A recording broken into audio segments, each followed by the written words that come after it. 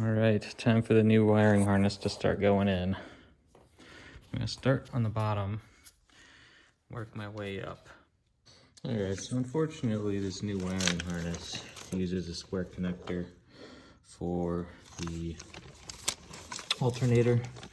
The old alternator plug right here is that D-shaped plug that you're looking at. I believe it was this one. So I'm gonna have to change out the alternator. So I'm just gonna go ahead and remove that. Decided because my power steering is so leaky that I literally was putting a black sock on it to absorb all of that fluid. Yes, I know, it's janky, it's okay. It's actually pretty common for BMW owners to do that when they're taking it to the track because these always leak. It's really annoying. But anyway, I'm gonna go ahead and do that as well. So I'm gonna take off the belt, plan to order all of the power steering components and the alternator, and then I believe we should, hopefully, maybe, be good to go. But we won't know until then.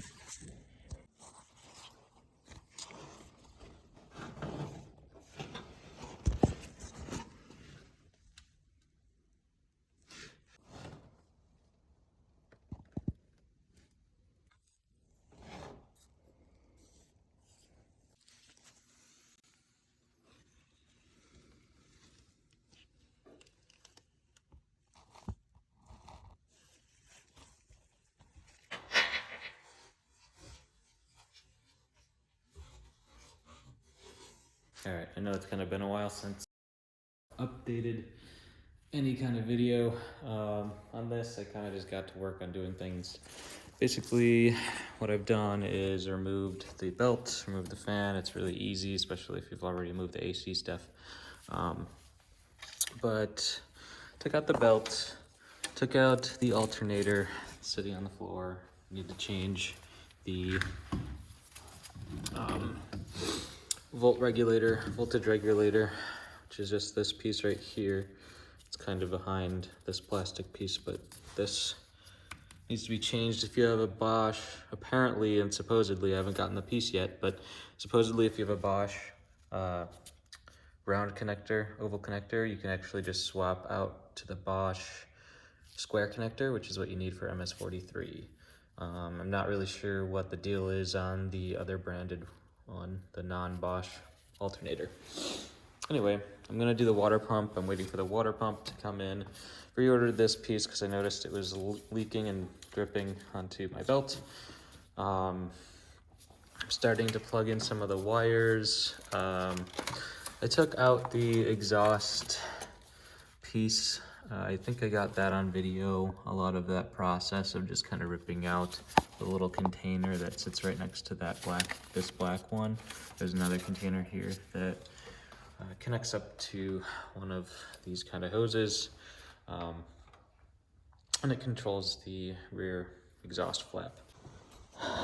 That right here goes all the way back around and up from here, right? Which, turn, so, right there.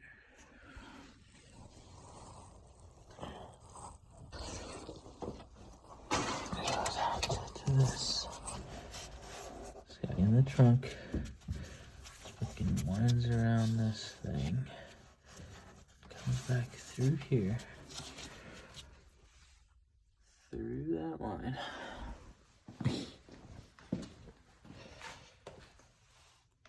Back down in this bundle of wires.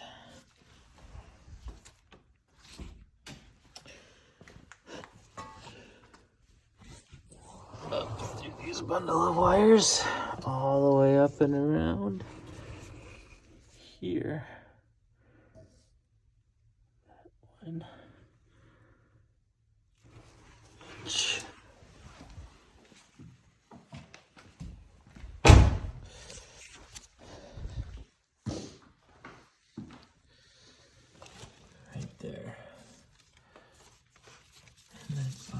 connects down to this canister right there. All right now I am just focusing on getting all this wiring out. I want to take out the vacuum line that goes all the way to the exhaust. All of these wires and lines are connected together with tape. And this is the progress I've made. It goes all the way through the car like this, and I'm just unraveling it so I can mainly get this one out right now. Later, eventually, I'm gonna figure out which wires I do and don't need. You wouldn't think they would weigh like a lot, but they're an okay amount, you know. It has some weight to it, so we'll see if I ever actually get around to pulling out the unnecessary ones. That's what I'm doing. I just got this in the mail, the new spark plug coil harness I just got. So I'm just literally about to plug this in and then probably plug in these couple wires into the new wiring harness that probably goes like right here or something. Yeah. For whatever reason, these bolts and nuts did not come with either or any of the 3 exhaust packages. Checked every single one. Not in here. They're not in here, even though there are 6 nuts, but there's no 6 bolts, and they're not in there either. So that's a little bit frustrating. So this might be a little bit weird, but I'm gonna use the old header manifold nuts and bolts. Yes, it's a little bit janky, but I don't think it's the worst thing in the world. At the end of the day, they are just nuts and bolts, so. Okay, not gonna lie, the tolerances are pretty tight in here, but it looks like it's all flush. I just need to tighten the bolts down. Check out how much space I don't have. It is like right up against everything. It fits pretty much fine. And yes, it is very cramped down here. There's very little room for error. All right, so got this little bend in.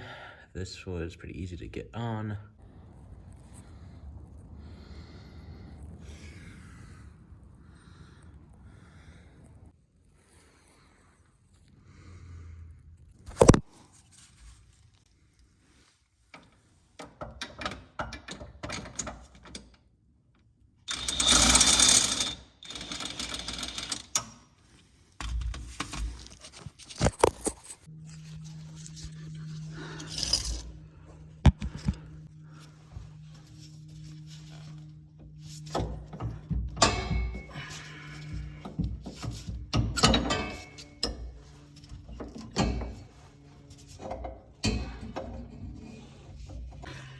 Get that one on both sides, and then it just lifts up and back.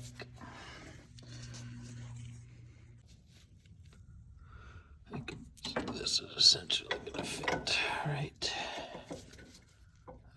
up. Yep.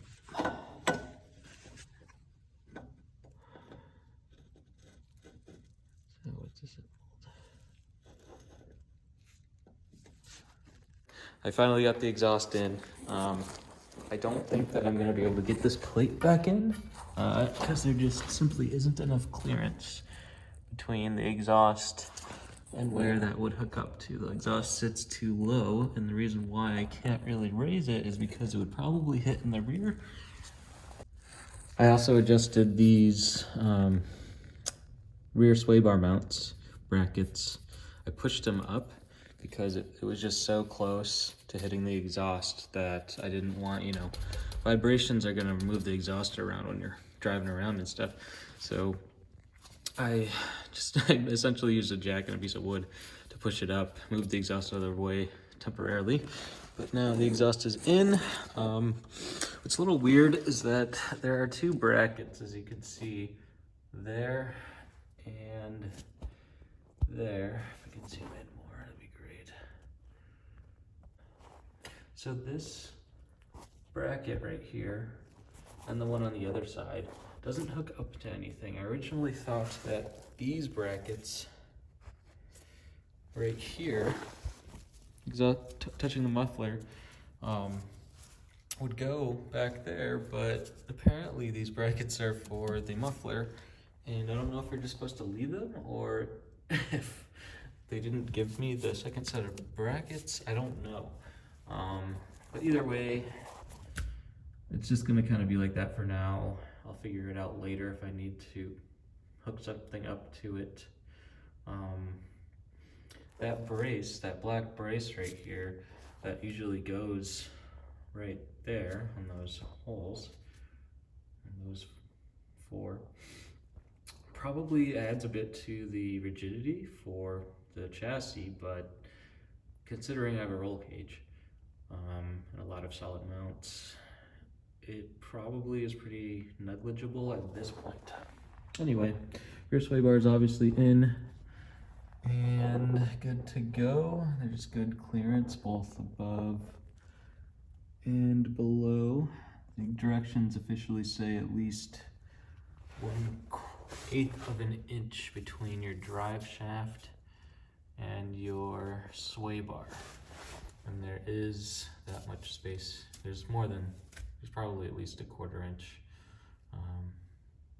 if not more, of clearance for me. So yeah, anyway, that's just a quick update. Really close to having like the last pieces in, being the power steering kit, the upgrade kit. $600 plus tax shipped. Money. Next step, probably drain the fluid, coolant, and then get that water pump swapped.